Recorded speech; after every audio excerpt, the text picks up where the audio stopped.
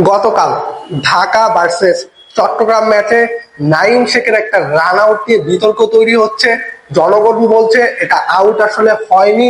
সবকিছু মিলিয়ে এটা ক্রিকেটও আইনে কি বলে, একটা বেল আগে কিন্তু পড়ে গিয়েছিল এবং পরে আরেকটা বেল দিয়ে আঘাত করে মিঠুন নাইম শেখকে আউট করার আবেদন করেছেন এবং থার্ড আম্পায়ার দিয়ে সেটাকে আউটও দিয়েছেন, যেহেতু নাইম শেখ ক্রিজের বাইরে ছিলেন।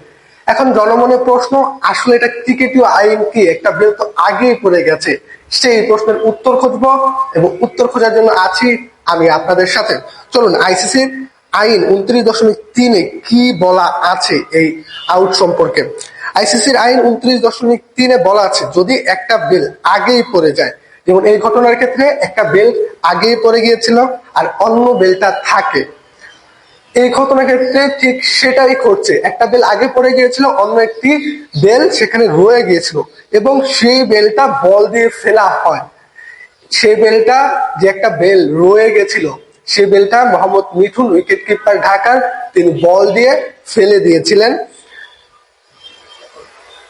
এবং যদি ব্যাটসম্যান ক্রিজের বাইরে থাকেন তাহলে সেটা ডাউন ধরা হবে, মানে সেটা আউট হবে।